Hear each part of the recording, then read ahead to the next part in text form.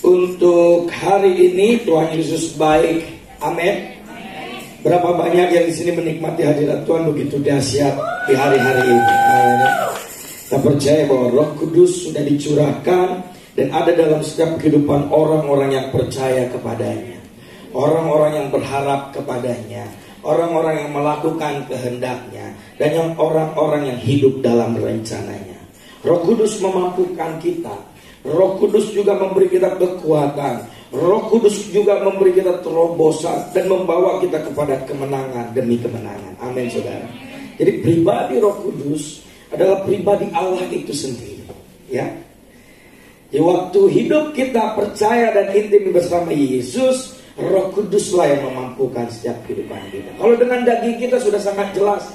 Daging itu apa? Lemah, saudara. Dan daging itu yang kita tinggalkan. Dan ini ada yang sementara. Nanti waktu kita masuk di dalam tahta kudus Allah, bukan lagi pakai daging, tapi glorification, tubuh kemuliaan, yang tidak lagi bisa berbuat dosa dan tidak ada dosa, saudaraku. Ya, selama di dunia ini saja kita masih diberi kesempatan atau free will, bisa berbuat dosa, bisa yes to sin, bisa say no to sin. Tapi kalau Roh Kudus dalam kehidupan kita, dia menjadi alarm yang terus menyala, tit tit tit, gitu saudara ya. Yang selalu memberitahukan dalam setiap kehidupan kita mana yang bukan jalan Tuhan, mana yang jalan Tuhan, mana yang kehendak Bapa dan mana yang bukan kehendak Bapa. Tapi kalau Roh Kudus itu pasif dan tidak aktif dalam kehidupan kita, kita seperti kuda liar yang tidak bisa dikontrol kehidupannya. Dan banyak sekarang, saudaraku, dalam tanda petik saya katakan bahwa banyak orang-orang Kristen saat ini hanyalah bentuknya hanya KTP saja. Ya. Mereka tahu Yesus. Kamu tahu Yesus? Ya, saya tahu. Tapi pernah kamu mengalami Yesus dalam kehidupanmu? Jawabannya pasti tidak, saudaraku. Karena apa?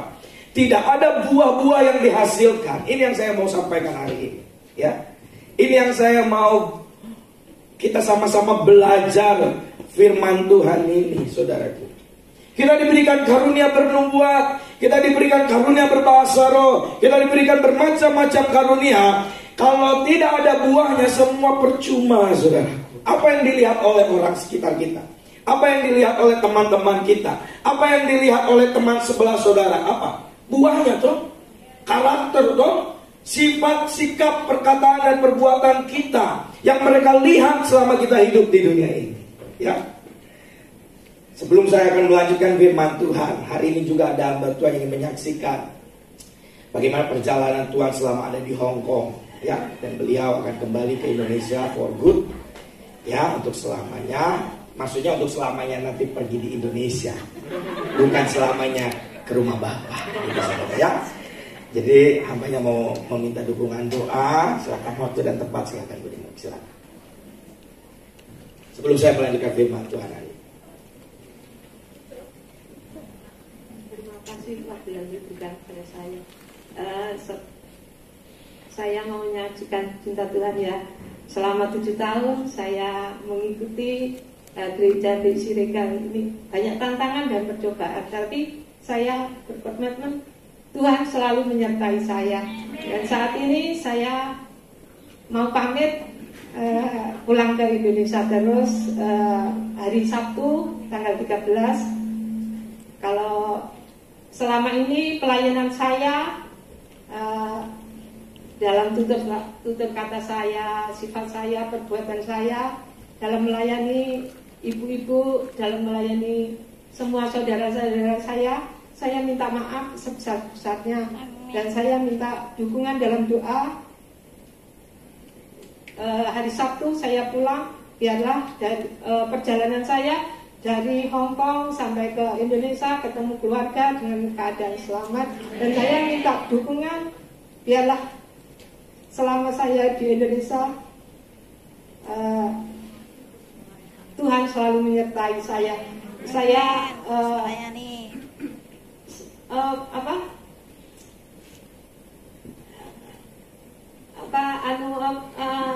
terus melayani, harus melayani.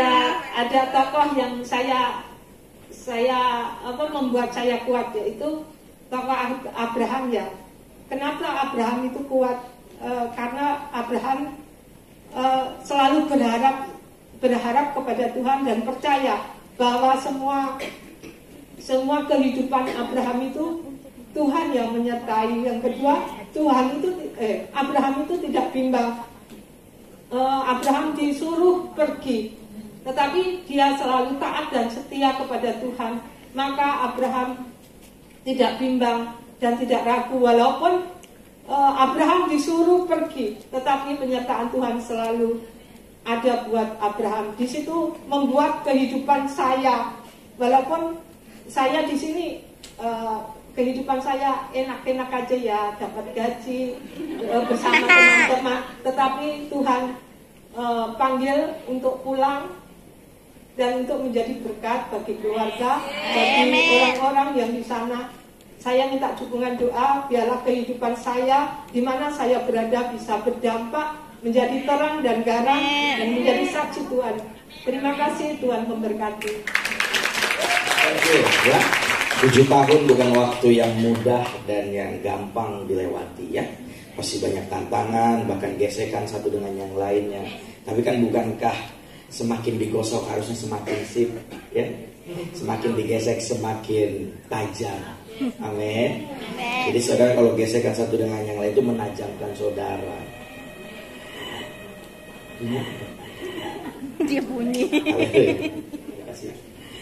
Yuk kita akan kembali dalam firman Tuhan hari ini, saudaraku. Saya ingin menyampaikan firman Tuhan ini ya. Terima kasih buat semua waktu yang sudah diberikan, bahkan buat hambanya ya, selama ada 7 tahun. Dan saya yakin juga semua rekan-rekan yang mungkin sudah punya rencana-rencana dan lainnya, doakan ya. Kalau Tuhan sudah berkata seperti Allah berkata kepada Abraham, pergilah.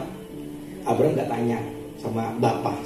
Abraham tidak tanya kepada Allah, dia langsung pergi saja. Dia meninggalkan zona nyaman dia. Dia masuk di dalam zona yang berat, situasi yang berat. Tapi apakah Tuhan tidak menolong dia? Tuhan terus menolong dia ya. Kadang mata kita yang tertutup selaput, sehingga kita tidak melihat perbuatan Allah yang ajaib sebelum-sebelumnya. Kita kan pengen tuntutan kita yang dikabulkan Tuhan. Pernah gak saudara berdoa tapi nuntut Tuhan, menyalahkan Tuhan, menuduh Tuhan?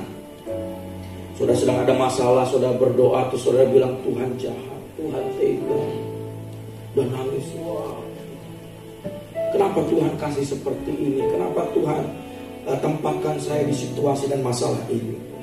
Saudara, kalau para rasul dan para nabi di zaman dulu dan murid-murid Yesus bisa berkata seperti itu, mereka pun mau loh saudara. Sulit loh mereka, dirajam, disalib terbalik, ya, dihukum mati. Kita mungkin belum. Mungkin kita juga tidak akan merasakan itu. Karena apa? Kasih karunia Tuhan yang dahsyat dan luar biasa dicurahkan dalam setiap kehidupan kita. Tapi sayangnya banyak orang-orang yang menyia-nyiakan anugerah itu. Tapi sayangnya banyak orang-orang yang menyia-nyiakan kasih karunia itu. Jadi saudara, selama saudara masih bernafas, selama saudara masih diberi kesempatan, ambil komitmen dan terus konsisten di dalam Tuhan. Amin. Karena tempat kita bukan di sini, Bapak Ibu. Saya selalu katakan ya, tempatkan dirimu, persiapkan dirimu. Karena tempat saya bukan di sini. Saya nggak mau lama-lama di dunia ini, saudara. Sama toh kita semua ya. Saudara mau lama di dunia ini? Di dalam Mazmur sudah sangat jelas umur kita ya, sekian. Lewat dari situ apa? Kesusahan dan kesulitan yang ada. Bahkan di hari ini pun kita sudah banyak melewati. Tapi percayalah saudara, Tuhan tak pernah meninggalkan kita. Kuncinya ini, kita harus terus melekat kepada Tuhan. Ini firman Tuhan yang ingin saya sampaikan. Tapi sebelumnya kita menyanyi dulu ya. Dipenuhi kemuliaan, oh, dipenuhi pujian, Yesus, kami berikan padamu, Tuhan, korban pujian. Katakan dipenuhi kemuliaan, dipenuhi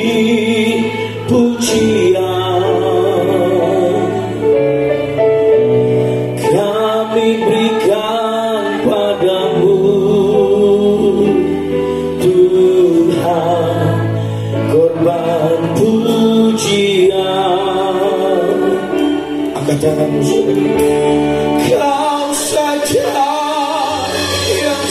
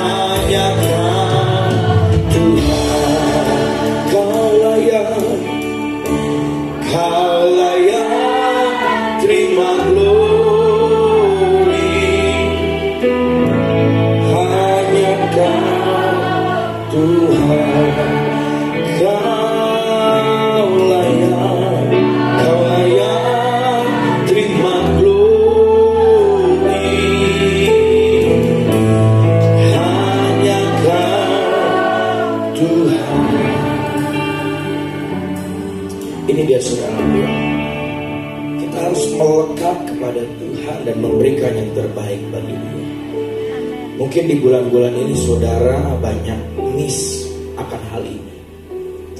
Mungkin di bulan-bulan ini saudara lebih banyak waktu akan dunia daripada waktu kepada Tuhan. Saya katakan hari ini saudara, Roh Kudus di tempat ini ingin mengubah hati saudara. Roh Kudus di tempat ini ingin membawa saudara kepada sesuatu hal yang besar, perkara yang besar. Tapi kalau engkau tidak membuka hatimu dan engkau tidak mengizinkan Roh Kudus untuk menguasai hidupmu, tidak bisa. Kita tidak akan bisa mampu melekat kepada Tuhan dan saudara akan terus mengalami masalah-masalah yang berat dan saudara terus menyalahkan Tuhan. Karena apa? Tidak ada Roh Kudus dalam hidupmu. Begitu pentingnya pribadi Allah, memberi kekuatan, memberi semangat, bahkan membawa engkau kepada titik ketaatan yang mutlak. Taat dan taat. Melekat kepada Tuhan bukan hal yang mudah, saudara. Melekat kepada Tuhan bukan hal yang gampang. Saudara harus pikul salib, saudara harus bayar harga, saudara harus meninggalkan kesenangan dunia, saudara harus meninggalkan kepentingan-kepentingan pribadi saudara. Saudara harus terus fokus kepada Tuhan. Meskipun situasi dan kondisi saudara sedang tidak baik hari-hari ini, tapi saudara harus terus memaksakan diri saudara untuk memandang kemuliaan Tuhan. Gampang gak saudara? Sulit. Saya katakan sulit saudara. Tapi kalau Roh Kudus ada dalam hidup, semuanya mudah. Kata saudara, hari ini, saat ini, hadirat Allah itu begitu dahsyat. Saya tahu saudara di sini ada yang sedang mengalami pergumulan yang berat. Roh Kudus bilang loh saudara, Dia ada di sebelahmu dan Dia bilang, kuat anak, kuat. Aku mau melukmu, aku mau megangmu. Mungkin saudara sedang ada di sini yang sedang sakit, mah kronis. Roh Kudus bilang, hari ini kau sembuh. Pulang ke tempat ini kau sembuh. Saya sedikit saja, kita nanti banyak menyembah saudara. Melekat kepada Kristus. Apa yang ingin saya sampaikan? Yohanes 15 boleh ditampilkan di media. Kita sama-sama belajar. Yohanes pasal yang ke-15 saudaraku, dikatakan seperti ini. Akulah pokok anggur yang benar, dan Bapakulah pengusahanya. Setiap ranting padaku yang tidak berbuah dipotongnya, dan setiap ranting yang berbuah dibersihkan, supaya lebih banyak berbuah. Kamu memang sudah bersih karena firman yang telah kukatakan kepadamu. Tinggallah di dalam aku dan aku di dalam kamu, sama seperti ranting dapat berbuah dan tidak dapat berbuah dari dirinya sendiri kalau ia tidak tinggal pada pokok anggur. Demikian juga kamu tidak berbuah jikalau kamu tidak tinggal di dalam aku. Akulah pokok anggur dan kamulah ranting-rantingnya. Barang siapa tinggal di dalam aku dan aku di dalam dia, ia berbuah banyak. Sebab di luar aku kamu tidak dapat berbuat apa-apa. Barang siapa tidak tinggal di dalam aku, ia dibuang keluar seperti ranting dan menjadi kering. Kemudian dikumpulkan orang dan dicampakkan ke dalam api lalu dibakar. Jikalau kamu tinggal di dalam aku dan firmanku tinggal di dalam kamu, mintalah apa saja yang kamu kehendaki dan kamu akan menerimanya. Dalam hal inilah Bapakku dipermuliakan, yaitu jika kamu berbuah banyak, dan dengan demikian kamu adalah murid-muridku. Di ayat 8 sudah sangat jelas saudaraku. Dalam hal inilah Bapakku dipermuliakan, bukan dipermalukan. Coba saudara saat ini, hari ini, di menit-menit ini saudaraku, saudara coba renungkan. Saudara, apakah di bulan-bulan ini mempermuliakan Tuhan atau mempermalukan Tuhan dengan kehidupan saudara, ya? Dengan keseharian kehidupan saudara hari-hari. Apakah kau mempermuliakan Tuhan atau malahan kau mempermalukan Tuhan dengan kehidupan, dengan perbuatanmu dan dengan perkataan? Koreksi saudara, hanya engkau dengan Yesus, ya. Manusia itu menghakimi, tapi Tuhan itu memperbaiki. Jadi kalau engkau waktu datang bergumul, datang sama Tuhan. Kalau datang kepada manusia saudara, yang ada saudara itu dihakimi. Bahkan mungkin cerita-cerita saudara, kesaksian saudara, pengalaman saudara mungkin bisa nyebar ke banyak orang. Tapi kalau Tuhan, Dia bukan hanya mendengar, tapi Dia juga memperbaiki kehidupan. Dia juga memberi kekuatan dalam kehidupan saudara, ya. Apa saja yang kau minta di dalam Tuhan Yesus Kristus, Tuhan akan menjawab. Tuhan akan memberikan. Mungkin hari ini kau sedang meminta apa? Kalau di dalam Tuhan, kalau kau melekat kepada Tuhan, Tuhan itu akan menjawab doamu. Tapi kenapa doamu gak dijawab di hari-hari ini? Karena kau jauh dari Tuhan. Engkau jauh dari Bapa. Mungkin kehidupanmu sekarang sedang bobrok, sedang jauh, sedang mungkin di hadapan Tuhan pun tidak baik. Terus kita meminta sesuatu dan Tuhan tidak mengabulkannya, kita menyalahkan Tuhan. Ini saudara, melekat dulu kepada Tuhan, intim dulu sama Bapa. Waktu engkau minta sesuai dengan apa yang Bapa mau, apa yang Bapa kehendaki, dan terjadi dalam kehidupan saudara. Ya, kuncinya melekat dulu sama Tuhan. Jika kamu berbuah banyak, dan dengan demikian kamu adalah murid-muridku. Hubungan kita dengan Kristus digambarkan dengan berbagai hal. Salah satunya adalah tentang pokok anggur dan ranting atau carang-carang. Kebenaran apa yang kita pelajari dan analogi tentang pokok anggur ini, saudara. Yang pertama, ada proses. Ya, ranting dibersihkan itu proses, saudara. Keegoanmu dikikis. Yang selalu bilang sama Tuhan, aku dikikis, saudara. Ya. Yang tadinya bilang karena aku dikikis. Perlu ada proses pembersihan dalam kehidupan kita. Dibersihkan enak gak, saudara? Gak enak. Saya selalu menjerit sama Tuhan. Saya bilang, Tuhan gak enak dibersihkan. Gak enak. Proses ini gak enak, saudara. Tapi waktu kita berdiam dan kita minta Roh Kudus mampukan, ternyata itu jadi nyaman dan enak, saudara. Ya. Bahkan waktu kita tidak diproses Tuhan, kita selalu bertanya sama Tuhan, Tuhan kenapa gak proses saya? Karena ada Roh Kudus yang memberikan kekuatan, saudara. Lihat, setiap ranting padaku yang tidak berbuah dipotongnya, ada pembersihan. Dan setiap ranting yang berbuah dibersihkannya supaya lebih banyak berbuah, saudara. Yang tidak berbuah dibuang, saudara, ranting itu. Ya, ini bukan Tuhan yang tutup telinga, saudara, tapi hubungan kita sama Tuhan yang jauh. Tuhan tuh gak pernah tutup telinga, saudara.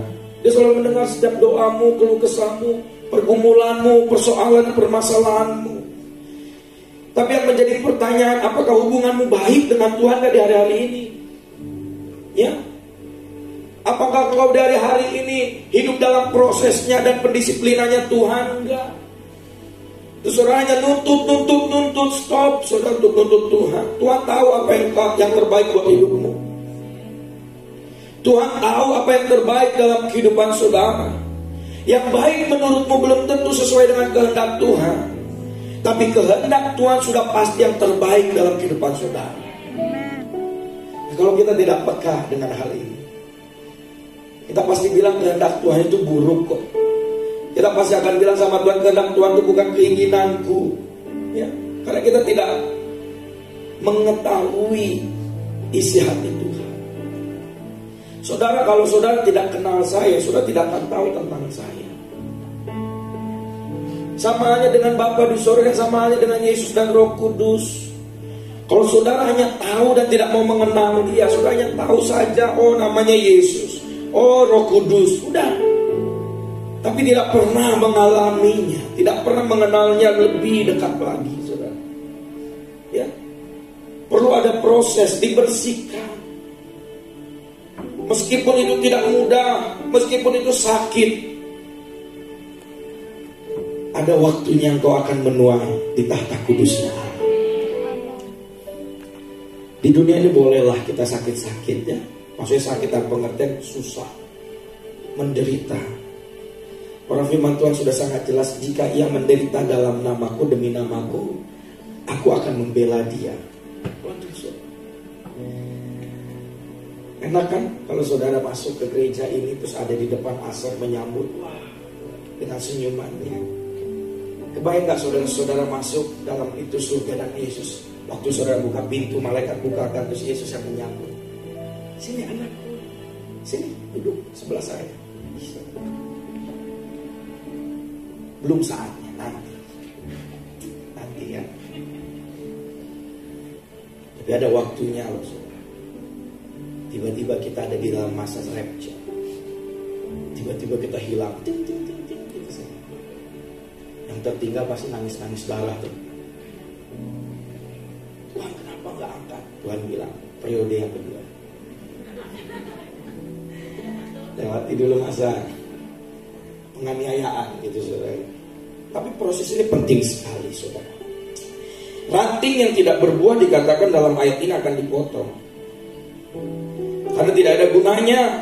Sedangkan ranting yang berbuah tidak dibiarkan, tetapi dibersihkan loh, saudara. Tujuannya agar lebih banyak apa? Menghasilkan buah. Jika kehidupan rohani kita ini menghasilkan buah kehidupannya semakin lebat, proses pembersihan ini harus dilakukan, perlu dilakukan. Kita harus merelakan diri dibersihkan dari dosa, sifat-sifat buruk masa lalu kita, dan dibentuk dengan karakter ilahi. Tuhan itu menginginkan kita kembali kepada imago Dei, gambaran Allah yang semula. Karakter, sifat, pikiran, perkataan perkataan surga keluar, pikiran surga yang kita miliki, hati Bapa, hati Yesus yang ada dalam hati kita. Wah, itu yang Tuhan inginkan. Makanya waktu saudara berbuah pun dibersihkan. Agar apa? Agar saudara semakin berbuah banyak. Bukan karena Tuhan jahat, bukan karena Tuhan tega, bukan karena Tuhan membiarkan saudara, no. Karena Tuhan ingin kita lebih lagi banyak berbuah. Amin. Jadi sebelum saudara diproses, jangan dulu protes sama Bapa. Dan kalau sudah diproses, jangan protes, saudara. Ya, lebih banyak protesnya daripada prosesnya. Iya kan? Kita belum diproses aja udah protes sama Bapa. Gimana, saudara? Kan gak bisa. Waktu saudara mengikuti, misalnya mencari satu alamat, mengikuti GPS, map, ada Google Map, saudara ikuti, tiba-tiba Google Map bilang belok kanan. Saudara bilang sama Google, ini gak mau, saya mau belok kiri. Kamu aja yang ke kanan, saya yang ke kiri. Google Map kan paling bilangnya EGP. Saya hanya menunjukkan jalannya saja. Saya bilang belok kanan karena lebih dekat. Ya kalau kamu mau belok kiri, kamu mau lewat tunnel, kamu mau lewat selokan, silahkan. Google Map gak mikirin itu. Tapi waktu dia melenceng ke kiri, apakah Google itu diam? Enggak. Ngasih lagi jalan, saudara. Lebih baik Google daripada orang-orang yang kita tanya di luar sana. Angkoy, kalau kesini kemana? Ayo sana, jalan sana. Google baik, saudara. Meskipun kita melenceng, masih tetap dikasih tahu. Tuhan itu seperti itu, saudara. Tuhan itu sudah mengarahkan saudara, sini anakku, ayo. Tapi kalau sebagai anak-anak biasa, gak mau. Saya mau kesini, Tuhan. Oke, ditarik lagi, ayo. Gak mau. Tapi hati-hati. Tuhan kita panjang sabar, panjang. Ya, ada apa namanya? Ada ujungnya, ada batasnya, ada penghakiman. Hati-hati dengan murka Allah. Saudara hari ini kalau nggak mengerti tentang murka Tuhan, saudara tenang-tenang saja toh. Ya wis lah. Kalau Tuhan belum murka kan masih aman, itu bahasanya. Tapi saudara ingat, kalau saudara tidak hidup dalam proses Tuhan, saudara tidak akan mengerti tentang proses-proses yang dahsyat dan luar biasa yang mematangkan kehidupan kerohanian saudara. Benar atau saudara? Yang kedua, apa yang bisa kita pelajari? Dibersihkan. Dibersihkannya oleh apa? Oleh manusia. Oleh perkataan Allah, itu apa? Firman. Kamu memang sudah bersih karena firman yang telah kukatakan kepadamu. Bersih. Jadi dibersihkannya itu bukan oleh perkataan manusia, bukan, oleh firman. Jadi kalau firman Tuhan menegur saudara, saudara bilang dalam hatimu, ya Tuhan, saya terima itu. Ya, jangan nanti ada firman apa terus, ini kan, ini nih temanku nih. Dengar, tuh pendetanya udah ngomong. Ya, tuh dengar, kan, kena lagi, udah, oh mampus sudah. Ya. Karena kita menggunakan firman hanya untuk itu kan, menuduh, menghakimi. Apakah fungsinya seperti itu? No. Firman itu mengoreksi setiap kehidupan kita dan mengarahkan kita agar hidup kita lebih baik lagi. Jadi kalau kita dibersihkan oleh firman, terima dengan penuh sukacita. Ya, jangan bilang ya nih Tuhan ini dikit-dikit pendetanya menghakimi saya. Minggu depan datang lagi menghakimi, minggu depan datang lagi menghakimi, minggu depannya nggak datang lagi. Sampai Tuhan Maranatha, nggak mau lagi dengar firman, karena sangkanya firman semua menghakimi dia. Ya berarti hidupnya yang lagi salah, kan gitu saudara. Kan firman adalah kebenaran, perkataan Allah. Saya tidak mau mengurangi satu iota pun, satu titik pun, saya nggak mau menguranginya saudara. Karena itu firman Tuhan, dan kamu bersih karena firman yang telah kukatakan, kunya besar Tuhan. Tuhan sudah firmankan dan kita dibersihkan oleh firman Tuhan itu, meskipun tidak mudah dan tidak enak. Tapi percayalah saudara, kalau kita terima dengan penuh sukacita, wah saudara, kita terus dimurnikan, sanctification, dikuduskan, sampai nanti kita masuk dalam glorification. Amin saudara. Firman Tuhan adalah Allah yang digunakannya untuk membersihkan hidup kita. Kalau saudara baca 2 Timotius 3:16, kita dibersihkan pertama-tama dengan diajar dalam kebenaran. Jadi kalau saudara dengar firman Tuhan itu, saya dulu pernah punya teman, saudara, ini teman saya saudara ya, nggak ada di sini. Jadi dia kalau setiap ke gereja itu senangnya itu bagian firmannya. Kenapa saudara? Karena dia bilang obat tidur paling manjur adalah dengar khotbah. Nah di sini ini teman saya loh saudara ya. Jadi saudara jangan tersinggung, pastor ke saya ini kayaknya, karena saya udah ngantuk-ngantuk gini. Enggak.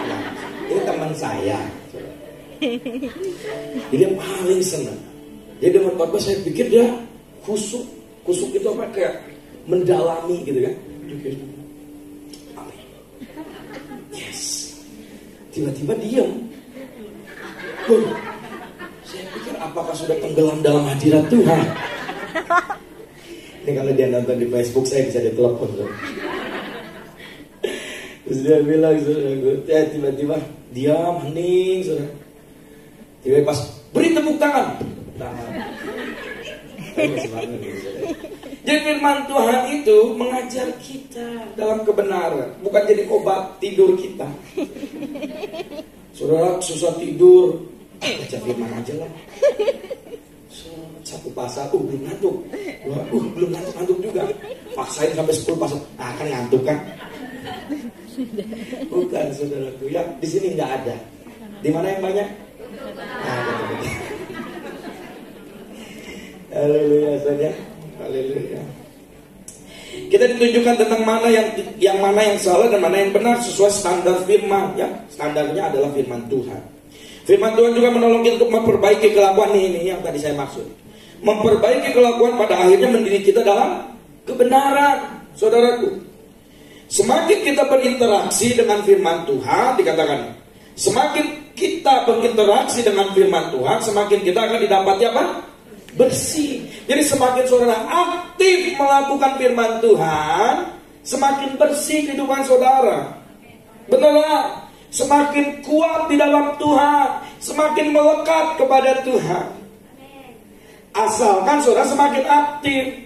Kan Yakobus dikatakan, surat Yakobus dibilang, jangan hanya menjadi apa? Pendengar firman saja. Jadi pelaku firman.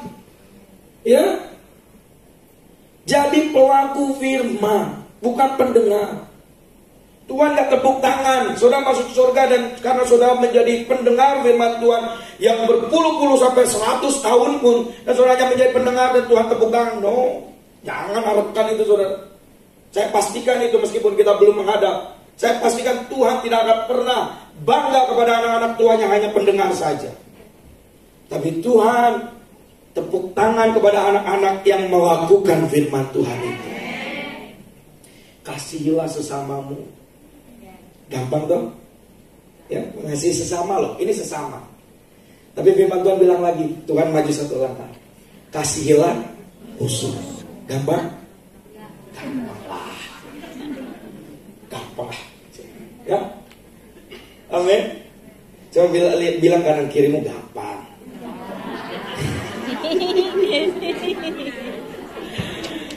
Haleluya. Memang firman Tuhan itu jos, memang. Jadi kita udah bangga tuh, kasihilah sesama. Oh yes, amin Tuhan.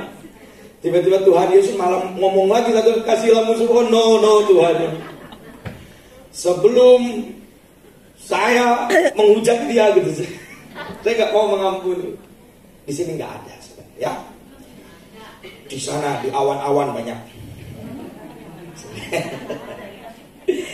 Dan yang ketiga adalah melekat dengan dia, berbuah banyak. Ini, akulah pokok anggur dan kamulah ranting-rantingnya. Barang siapa tinggal di dalam aku dan aku di dalam dia, yang berbuah banyak, sebab di luar aku kamu tidak dapat berbuat apa-apa. Melekat itu berarti memiliki hubungan yang tak terpisahkan. Melekat, ya. Saudara pernah melekatkan kertas pakai lem kertas atau nasi lah, apalah itu namanya ya. Kita lekatkan gitu. Seperti ini nih saudara, ini ada lem toh. Saya lekatkan. Nah, melekat. Dia ada jarak nggak? Enggak kan? Dia melekat. Dekat, menempel gitu. Nah, yang Tuhan mau kita tuh menempel. Bukan ada jarak gitu ya. Tuhan di sana, aku di sini. Bukan, saudaraku. Di mana ada Tuhan, di situ kita berada. Menempel. Di mana kita berada, di situ ada Tuhan. Engkau di dalamku dan aku di dalammu. Itu yang menempel, melekat, saudara. Jadi melekat itu memiliki hubungan tak terpisahkan dengan Kristus. Hanya dengan cara itulah berbuah banyak dapat kita alami. Ayat ini menyebut bahwa melekat berarti kita di dalam Dia dan firman-Nya tinggal di dalam kita. Ada hubungan timbal balik dalam hal ini. Dan bukan hanya sepihak atau satu sisi saja. Ya.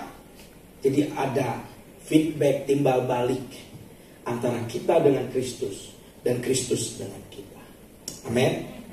Jadi 3 hal ini yang ingin saya sampaikan, saudara, sebelum kita masuk dalam perjamuan kudus. Apa, saudara? Proses. Ya. Proses itu membersihkan kehidupan kita. Yang kedua, dibersihkan oleh firman. Dan yang ketiga, barulah kita apa? Melekat, berbuah banyak, saudara. Saya akan tutup dengan slide terakhir. Boleh di-nextkan slide terakhir ya? Sebenarnya masih banyak, saudara. Tapi saya rindu kita banyak menyembah. Next terus sampai slide terakhir. Nah, ini dia. Ketika Roh Kudus masuk ke dalam kehidupan orang percaya, Dia itu menanamkan karakter ilahi ke dalam orang itu. Jadi kehidupan tanpa karakter ilahi itu, yang merupakan buah roh, bukanlah kehidupan Kristen. Sekali lagi ya. Ketika Roh Kudus masuk ke dalam kehidupan orang percaya, Dia menanamkan karakter ilahi ke dalam orang itu. Jadi kehidupan tanpa karakter itu yang merupakan buah roh, bukanlah kehidupan Kristen. Amin, saudara. Yuk kita bersama-sama tundukkan kepala yuk. Kita menikmati hadirat Tuhan saat ini, saudara. Sebelum kita masuk dalam perjamuan kudus. Haleluya.